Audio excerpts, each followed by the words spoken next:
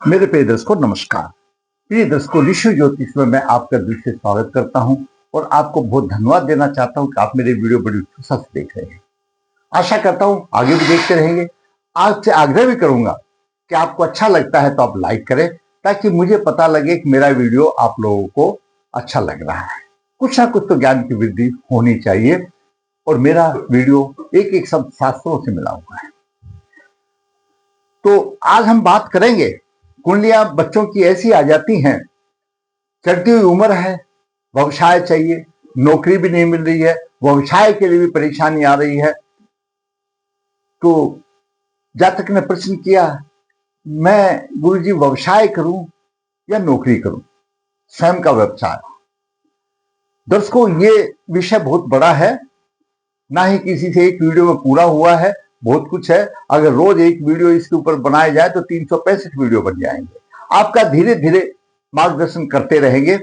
आज एक प्रारंभिक चीज जो मैं बताता हूं व्यवसाय से संबंधित है, एक प्रारंभिक चीज है। आगे बहुत कुछ है, दसम भाव में क्या होगा, दसम भाव की राशि कौन सी होगी, कौन सा ग्रह किससे होगा, लेकिन जो बेसिक फंडामेंटल है, बेसिक चीजें हैं व्यवसाय की, वो आप थोड़ा सा जान लीजिए। वो बेसिक चीज है ताकि आपके व्यवसाय में लाभ हो। क्यों, व्यवसाय आजकल बहुत पैसा लगता है करने में, और लोग बाग कर्ज लेकर के व्यवसाय लगाते हैं, तो धन की स्थिति भी होनी चाहिए।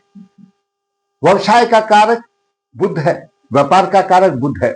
बुध की भी स्थिति अच्छी होनी चाहिए, द्वितीय भाव की स्थिति भी अच्छी होनी चाहिए, और कुंडली में कोई पितृदोष है या कालसर्प दोष है, इनसे भी रहित होनी चाहिए। अगर है तो व्यवसाय करने से पहले उसका निवारण कर लें। महत्वपूर्ण चीजें हैं जो कि आम आदमी नहीं देखता, पहले मैं वो बता देता हूं कि आपकी कुंडली में जब आप व्यवसाय करने जा रहे हैं, आप जब मुहूर्त कर रहे हैं, व्यवसाय शुरू कर रहे हैं, तो सबसे पहले लग्नेश का गोचर देखें। क्या आपका लग्नेश छठे 12वें स्थान में तो नहीं है?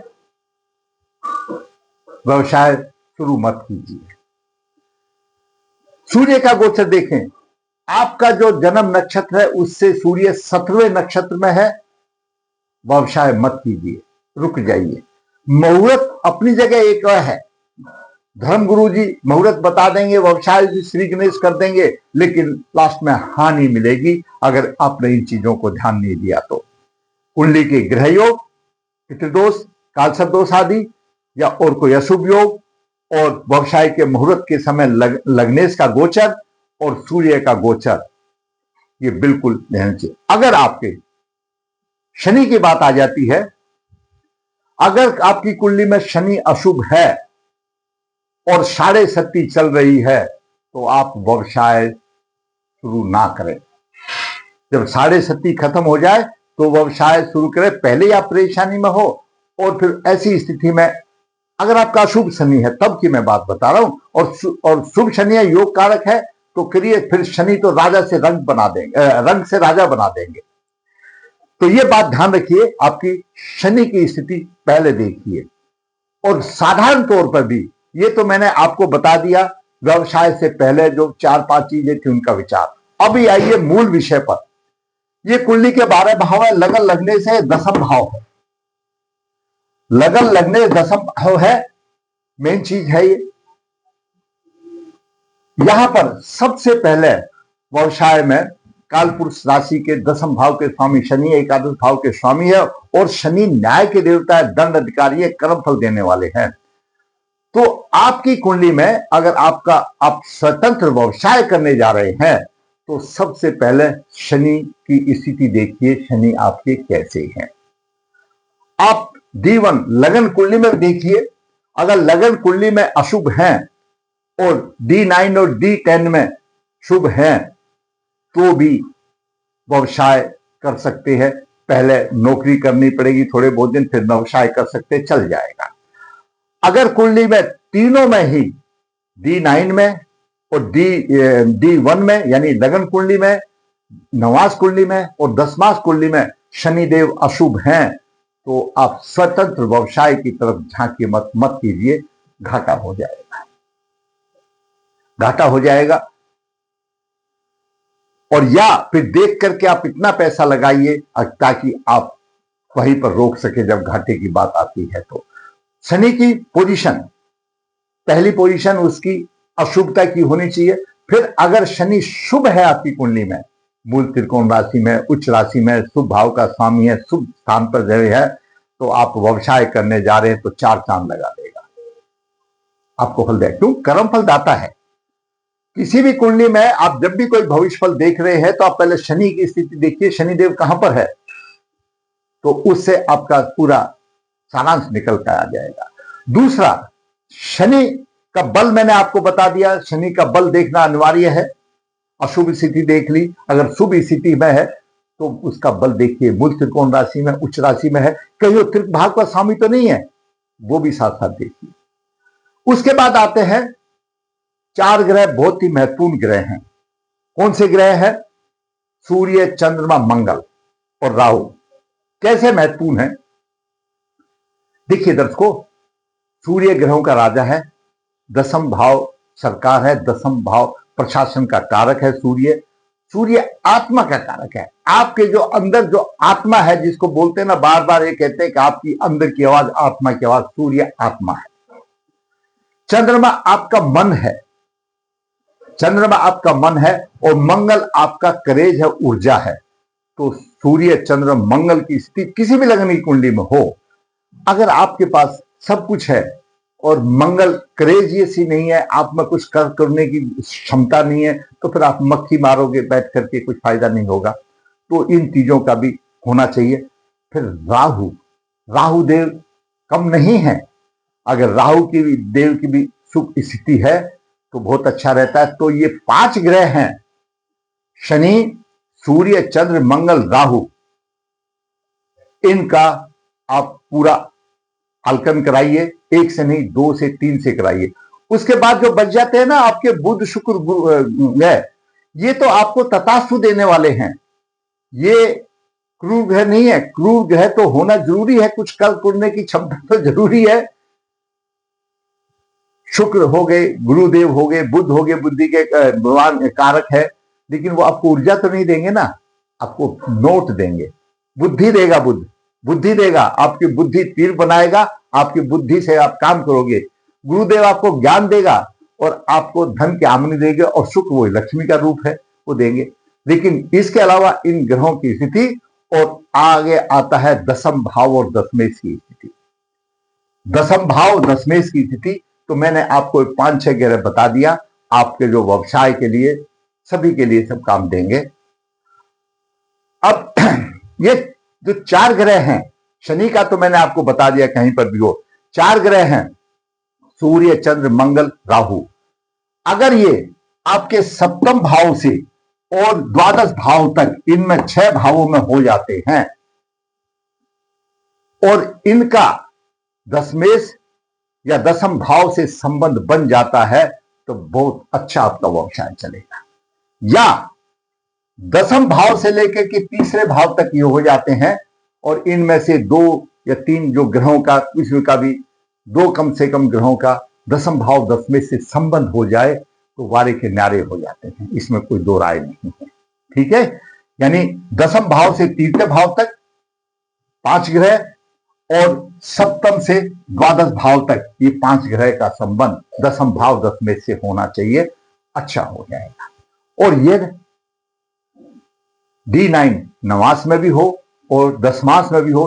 नवास से तो ऊर्जा मिलेगी, मेन D1 और D10 वो दशमांश हो जाता है, वो होना चाहिए। तो आपका व्यवसाय अच्छा होगा, आप अपनी कुंडली उसको देख सकते हैं। 10th भाव, 3रे भाव की बात करते हैं तो 3रे भाव पराक्रम का भाव है। हमने मंगल तो ले लिया, लेकिन आपकी कुंडली में 3रा भाव और 3रा भावेश क्या कहता है, क्योंकि वो आपके पराक्रम को दिखाता है, आपको कुछ कर करने की बताता है, आपके कुछ संकल्प को बताता है, वो भी देखना चाहिए कि पाप प्रभाव तो नहीं है। और दर्शकों, मैंने ये आपको जो 4 प्लैनेट्स बताए, ग्रह बताए, सूर्य, चंद्रमा, मंगल, राहु, इनकी जब दशा अंतरदशा आती है ना, तो दर्शकों, जब सूर्य की महादशा होगी, खत्म होगी, चंद्रमा की आ जाएगी, मंगल की आ जाएगी, फिर राहु की आ जाएगी, ये इकट्ठी 4 ग्रहों की दशा आ जाती है। और अगर ये शुभ स्थिति में है तो आप सोचिए 4 ग्रहों की दशाओं में तो आप आसमान तक चढ़ जाओगे। फिर तो थोड़ी बहुत सर्दी खांसी जुकाम व्यवसाय को भी होता है, तो आप उसको बर्दाश्त करने का बर्दाश्त करने की ताकत आप उसको रखते हैं, ऐसा ये अगर इस तरह से है। तो मैंने आपको बताया 10वें भाव से 12वें भाव तक इन 5 ग्रह हो, और 10th और 10वें से किसी तरह से संबंध हो, D9 में भी संबंध हो, D10 में भी संबंध हो, तो अच्छा व्यवसाय आपका चलेगा। या 10वें भाव से लेकर 3वें भाव तक हो, और 10वें और 10वें भाव के स्वामी से कोई संबंध बनाए तो अच्छा व्यवसाय चलेगा, ये अच्छा। और वैसे तो हैंड टू माउथ तो भाई सभी होते, आए हैं तो कुछ तो करना ही है, रोते जीतते, वो एक अलग की बात आती है। तो अभी संबंधित कुंडली में हम विचार करेंगे क्या है, स्वयं का व्यवसाय या सर्विस करूं। सर्विस तो मिली नहीं, क्यों नहीं मिली वो भी हम बता देते हैं। अब व्यवसाय के लिए बात सोचेंगे। 18 जुलाई 1998 कृष्ण पक्षदश भरनी चरण 30 शनिवार को सुबह 7 बजे हुआ। करक लगन हुआ 15:44 है। बुध 28:4 लेकर के, सूर्य 1:24 लेकर के है, और राहु द्वितीय भाव में 9:24 लेकर के है। अष्टम भाव में केतु 9:24 है, और गुरु देव 4:13 लेकर के भाग्य भाव में है। शनि नीच राशि का है। शनि सप्तम भाव का स्वामी और अष्टम भाव का स्वामी है, 10वें भाव में नीच राशि का आ गया, शनि अशुभ हो गया। चंद्रमा लग्नेश है 20 डिग्री 20 मिनट लेकर के है, चंद्रमा शुभ है। लग्नेश जब 10वें भाव में होता है तो हम तोते की तरह कहते हैं माता पिता का भक्त होगा, अच्छा व्यवसाय होगा, सारी बात होगी। लेकिन दशाएं आई नहीं, दशाएं बहुत दूर है, तो फिर कहां से करेंगे। मंगल की दशा 14-1-24 से चल रही है, 15-1-31 तक आद्रा नक्षत्र में मंगल की दशा चल रही है। राहु की अंतरदशा चल रही है, 25 तक खत्म हो गई, 6 तक। फिर गुरु की अंतरदशा आई 19-6-25 से लेकर 5-6 तक गुरु की अंतरदशा अच्छी है। शनि की अंतरदशा फिर 5-6-26 से हो जाएगी, 5-7-27 तक अश्विनी नक्षत्र में अशुभ आ जाएगी। दशा की बात है। नवास कुंडली में जाते हैं, D9 जिसको बोलते हैं, तो बुध और मंगल वृष नवास में आ गए। अभी बात सुनिए, की पॉइंट आ गया। मेरे दोस्त यार दोस्त, ये मेरे सहपाठी या सहकर्मी कितने भी बोलते रहे कैसा होगा वैसा होगा, जब मंगल 10वें भाव का स्वामी वृष नवास में आ गया तो फिर क्या उम्मीद रख सकते हैं नौकरी और व्यवसाय की, नहीं रख सकते। और बुध भी वृष नवास में आ गया, और बुध तो व्यवसाय का कारक है, यानी दोनों चीजें गई, व्यवसाय भी गई और नौकरी भी। मंगल कारक ग्रह करक लगन के लिए, 5वें भाव का स्वामी 10वें भाव का स्वामी वृष नवास में आ गया। क्यों आया, पूर्व जन्म के कर्मों से आया। नौकरी भी गई, नौकरी भी नहीं लग रही, और व्यवसाय की सोचते हैं तो 3 बार सोचना पड़ता है कि बुध वृष नवास में आ गया और द्वितीय भाव में राहु आ गया। द्वितीय भाव धन का है, व्यवसाय के लिए धन चाहिए। जैसे द्वितीय भाव होगा वैसे ही 10वें भाव डांस करेगा। पीछे बैकबोन क्या होगा, द्वितीय भाव होगा 10वें भाव की, पैसा लगाने के लिए द्वितीय भाव से चाहिए, तभी तो डांस करेगा। 10वें भाव ने भी डांस करना बंद कर दिया, क्यों, मंगल आ गया। चंद्रमा की दशा आई नहीं, और फिर विषयोग आ गया चंद्रमा शनि का, जो भी कुछ था शनि रोक दिया। उसके बाद बचा तो राहु की 9वीं दृष्टि आ गई, शनि भी पीड़ित हो गया। यहां पर राहु की 9वीं दृष्टि से चंद्रमा पीड़ित हो गया, शनि भी पीड़ित हो गया। कैसे होगा भाई, ये भी परेशानी आ गई। राहु सप्तम अर्थात पीड़ित हो गया, परेशानी आ गई। अब D9 में बात करते हैं तो शनि ये जो हमने बात बताई, शनि को D9 में देखो तो शनि यहां पर शनि राहु का शापित योग आ गया भाई, ये परेशानी आ गई। मंगल यहां पर आ गया, शनि की राशि में आ गया, और मंगल का नवास्पति कौन हो गया, शनि हो गया। शनि तो नीच राशि में हो गया, शनि को ऊर्जा कहां से मिलेगी। मंगल का नवास्पति शनि हो गया, और शनि नीच राशि में हो गया तो ऊर्जा कहां से मिलेगी। व्यवसाय में भी परेशानी आ गई, और यहां पर बुध ये नीच का हो गया है, समझो, ये भी परेशानी आ गई, दिक्कत आ गई। पुष्कर नवास में सूर्य और चंद्रमा है। अभी पुष्कर नवास में बलवान चंद्रमा भी हो गया, सूर्य भी हो गया। तो सूर्य आत्मा कारक है, प्रशासक का कारक है, निष्पक्ष है, बलवान है। सूर्य यहां पुष्कर नवास में है और प्रशासन का कारक है। उस शुभ स्थिति में चंद्रमा राहु और शनि से पीड़ित है। पुष्कर नवास में तो आ गया, लेकिन चंद्रमा पर शनि का प्रभाव है, राहु का प्रभाव है, दोनों को पृथ्वीजनक का प्रभाव हो गया, लगन पर पृथ्वीजनक प्रभाव हो गया, तो कैसे वर्षा होगा, कैसे नौकरी मिलेगी। चंद्रमा पर राहु का प्रभाव भी आ गया, शनि का ही प्रभाव हो गया, तो कैसे होगा। तो चंद्रमा की तो यहाँ पर धज्जियां उड़ गई भाई, पृथ्वीजनक का परेशानी आ गई। चंद्रमा शनि अष्टम भाव का स्वामी, ये दिक्कत आ गई। सूर्य वर्गोत्तम है, यहां भी कर्क राशि में है, यहां भी कर्क राशि में है, वर्गोत्तम है, सूर्य बलवान स्थिति में है, सूर्य बलवान स्थिति में है। अब D10 में जाते हैं तो सूर्य लग्नेश है और अष्टम भाव में आ जाता है, कोई बात नहीं, लेकिन हमको दो जगह तो मिल गया, आराम से प्रतिष्ठा दे सकता है। लेकिन चंद्रमा के क्या करें, इसको तो बचाना पड़ेगा, तब होगा। बुध का क्या करें, विश्ववास में आ गया, व्यापार का कार्य है, क्या करें। मंगल, जैसा हमने बताया, अब ये चार ग्रह है, सूर्य चंद्र मंगल राहु और शनि, तो शनि भी चले गए, नीच के बन करके कर्म फलदाता नीच का फल दे रहे हैं। मंगल विश्ववास में आ गया, राहु यहां पर अशुभ अशुभ स्थान पर आ गया, पीड़ित कर दिया उन्होंने। अगर राहु शुभ जगह पर होता है, यहां पर राहु अगर दसम भाव में हो, दशमेश हो वहां पर या लग्नेश हो, तो छाया ग्रह एकदम ऊपर उठा देता है। राहु अचानक फल देने वाला, कोई बात नहीं बनी। उसके बाद यहां पर परेशानी आ गई। लेकिन D10 क्या है, 15 से 28 अंश तक वायु दशमांश है। वायु दशमांश के देवता बुध हैं, वायु दशमांश के देश में बुध है, और बुध विश्ववास में हो गए। 15 से 18 उदयांश होंगे तो वायु दशमांश बनता है, उसके देवता बुध है, बुध विश्ववास में आ गए। D9 में चंद्रमा मंगल की युति एक अच्छी युति बता रही है, चंद्रमा मंगल की युति ये अच्छी युति बता रही है। जैसा हमने बताया कि यहां पर दशमेश के साथ ये चंद्रमा मंगल की अच्छी युति तो बता रही है, लेकिन शनि यहां पर D9 में बाहर चले गए, छठे भाव का स्वामी है, तो कुल मिलाकर के स्थिति अच्छी नहीं। सप्तम से द्वादश घरों की स्थिति, सप्तम भाव से द्वादश भाव में ग्रहों की तो स्थिति अच्छी है, 1 2 3 4 5 6 ग्रह आ गए, और दसम भाव से 1 2 3 4 5 6 7 ग्रह आ गए, अच्छी स्थिति है। लेकिन तीर्थ भाव का स्वामी बुध विश्ववास में आ गया, तो काम करके खुश नहीं, तो कैसे होगा। ग्रहों की स्थिति अच्छी है, प्लेसमेंट अच्छी है, लेकिन अशुभ स्थान पर आ गए, विश्ववास में फंस गया बुध और मंगल, और राहु से ये पीड़ित हो गए, ये समस्या आ गई। उसके बाद और क्या बचा, शापित योग आ गया, शनि राहु का शापित हो गया। राहु और केतु की पूरी परिधि में ग्रह है, कुलिक नामक कालसर्प योग बन गया। धन का उतार चढ़ाव, संघर्ष, अपयश, खर्चा अधिक, अनेक प्रकार की परेशानी, स्वास्थ्य कमजोर, अनहोनी घटनाएं, धन धीरे धीरे ऐसे चला जाएगा जहां तक कंगाल हो जाता है, यह स्थिति रही। अब ऐसी स्थिति में क्या व्यवसाय करें, पहले तो ग्रहों को बलवान करें, उसके बाद करें।